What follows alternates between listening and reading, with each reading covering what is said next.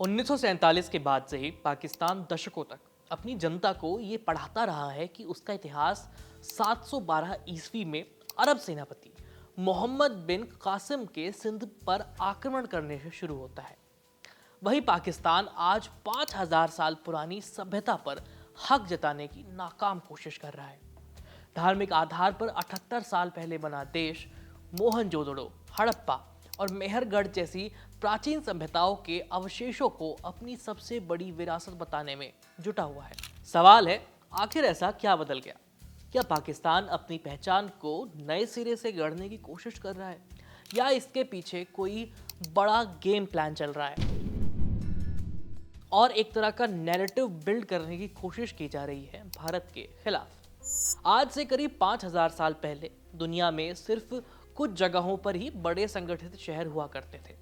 एक था ancient Egypt, दूसरा था मेसोपोटामिया जो कि आज का इराक, ईरान, सीरिया वाला ये वाला इलाका था, और तीसरा था इंडस सरस्वती वैली सिविलाइजेशन जिसे हम सिंधु घाटी सभ्यता कहते हैं, हड़प्पा सभ्यता भी कहते हैं, और अगर सही मायनों में कहा जाए तो इसका असली नाम बनता है सिंधु सरस्वती घाटी सभ्यता।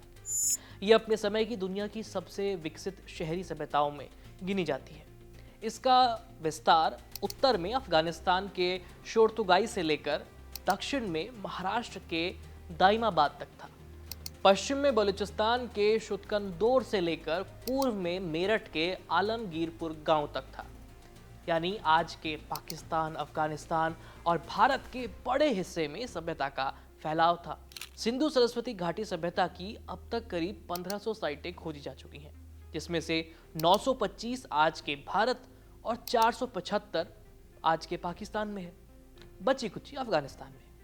यही नहीं, सिंधु सरस्वती घाटी सभ्यता जिसे पाकिस्तान केवल सिंधु घाटी सभ्यता के नाम से पुकारता है, उसकी सबसे बड़ी साइट, सबसे बड़ा शहर उस समय का हरियाणा के राखीगढ़ी में है। 20वीं सदी की शुरुआत में जब इस सभ्यता की खोज हुई थी तो आर्कियोलॉजिस्ट्स भी हैरान रह गए थे। 4000 साल पहले यहाँ प्लान की हुई सीधी सड़कें थी जो एक दूसरे को 90 डिग्री पर काटती थी। एकदम मानकीकृत यानी स्टैंडर्डाइज पक्की ईंटें थी। उन्नत जल निकासी व्यवस्था थी। जमीन के नीचे बना सीवर नेटवर्क था जो आज के कई शहरों में मौजूद नहीं है, वो आज से 4000 साल पहले बना हुआ था। मोहनजोदड़ो में मिला द ग्रेट बाथ इसका सबसे बड़ा उदाहरण भी है। ये एक विशाल सार्वजनिक स्नानागार था जो उस समय की इंजीनियरिंग क्षमता का अद्भुत नमूना माना जाता है।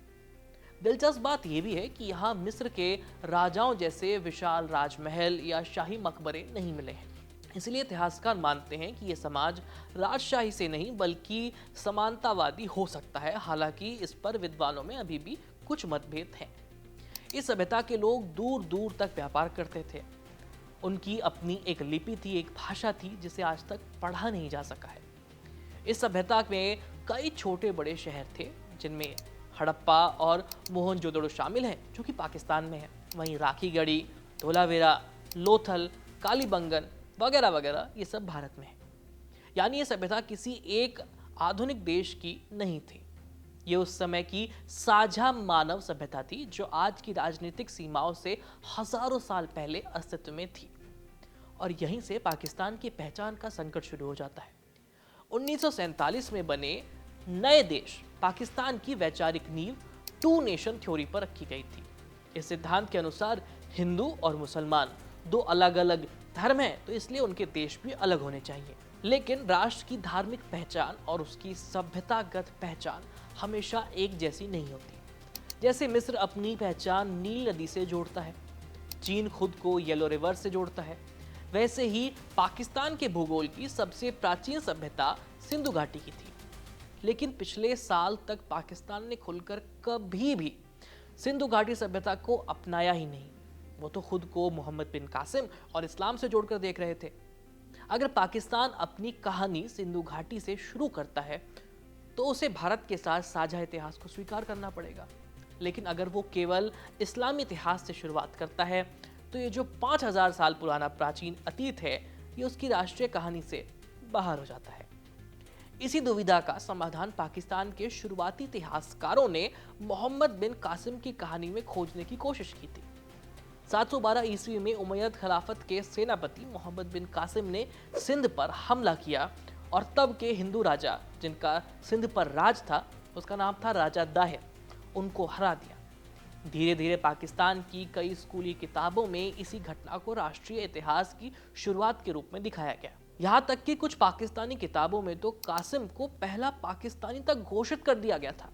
1988 में प्रकाशित 50 Years of पाकिस्तान जैसी सरकारी किताबों में भी मोहम्मद बिन कासिम को पाकिस्तान के शुरुआती राष्ट्रीय नायकों में स्थान दिया गया था। लेकिन पिछले कुछ सालों में, खास करके 2024 और 25 के बाद से पाकिस्तान के भीतर एक दिलचस्प सा बदलाव दिखाई देने लगा। जिस मोहनजोदड़ो का नाम दशकों तक केवल इतिहास की किताबों में सीमित था, वो अचानक राष्ट्रीय पहचान का प्रतीक बनने लगा। पुरातत्व संरक्षण और नई रिसर्च पर पहले से कहीं ज्यादा जोर दिया जाने लगा। पाकिस्तान के रणनीतिक और अकादमिक संस्थानों में भी ऐसे कई रिसर्च सामने आए जिनमें सिंधु घाटी की विरासत को आज के पाकिस्तान की पहचान से जोड़ने की पूरी कोशिश दिखाई देती है। ये सवाल इसलिए भी महत्वपूर्ण है क्योंकि भारत और पाकिस्तान के बीच इंडस वाटर्स ट्रीटी लंबे समय से दोनों देशों के संबंधों का सबसे अहम समझौता रही है। 1960 में हुए समझौते के तहत पश्चिमी नदियों, जिसमें कि सिंधु, झेलम और चिनाब शामिल है, इनका 80% पानी पाकिस्तान के हिस्से में गया, जबकि पूर्वी नदियों का पानी भारत के हिस्से आया। कई दशकों तक तमाम युद्धों और तनावों के बावजूद ये समझौता कायम रहा, लेकिन पहलगाम आतंकी हमले के बाद भारत ने इसे रद्द कर दिया, क्योंकि हर चीज की अति होती है। अब पाकिस्तान पानी के लिए बिलबिला रहा है। पहले उसने गीदड़ भभकियां दी। जब गीदड़ भभकियों से बात नहीं बनी तो पाकिस्तान ने कुछ तथाकथित बुद्धिजीवियों और नेताओं ने सिंधु घाटी सभ्यता को राष्ट्रीय पहचान के केंद्र में रखने की पूरी कोशिश तेज कर दी, ताकि इसी सहारे वो दुनिया के सामने भारत पर सिंधु नदी के पानी को लेकर दबाव बना सके। हालांकि उसका ये दबाव कुछ काम नहीं कर रहा। इसी दौरान पाकिस्तान के कई नेताओं ने सार्वजनिक मंचों पर सिंधु घाटी और गांधार की विरासत का उल्लेख करना शुरू किया। जब पाकिस्तान की ओर से गांधार सभ्यता को अपनी ऐतिहासिक पहचान का हिस्सा बताया गया, तब अफगानिस्तान के कुछ नेताओं ने, खास करके तालिबान ने और वहां के इतिहासकारों ने इस पर रिएक्शन दिया। उनका कहना था कि प्राचीन गांधार का बड़ा हिस्सा आज के अफगानिस्तान में स्थित है, इसलिए उस विरासत पर किसी एक आज के देश का दावा करना गलत है। इसके बाद पाकिस्तान के कुछ राजनीतिक नेताओं ने यह भी कहा कि सिंधु घाटी सभ्यता की सबसे महत्वपूर्ण पुरातात्विक धरोहरें पाकिस्तान में मौजूद हैं, इसलिए उनकी सुरक्षा और संरक्षण की सबसे बड़ी जिम्मेदारी भी पाकिस्तान की है। हालांकि उन नेताओं ने शायद इतिहास को ढंग से पढ़ा नहीं है।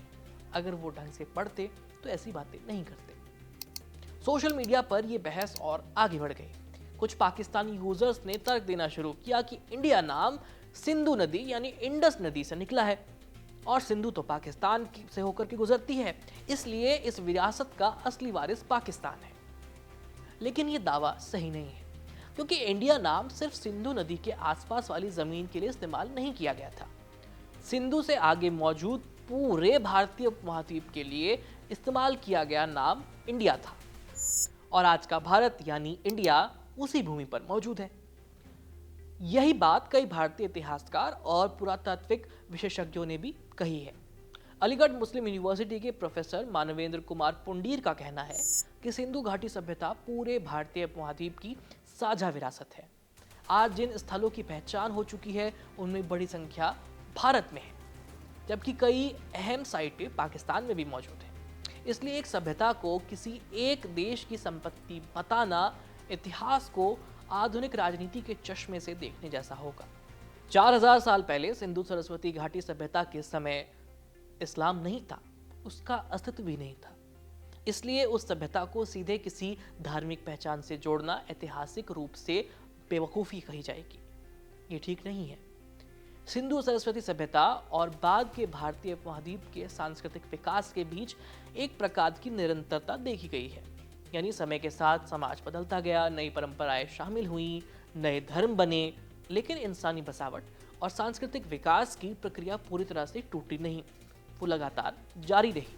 लेकिन पाकिस्तान के लिए ये बात लागू नहीं होती, क्योंकि पाकिस्तान का तो जन्म ही 1947 में हुआ था। फिलहाल इस खबर में इतना ही। बाकी आपको क्या लगता है कि क्या पाकिस्तान का दावा सिंधु घाटी सभ्यता को लेकर जो है वो सही है, या पाकिस्तान के लिए आपके पास कोई राय है?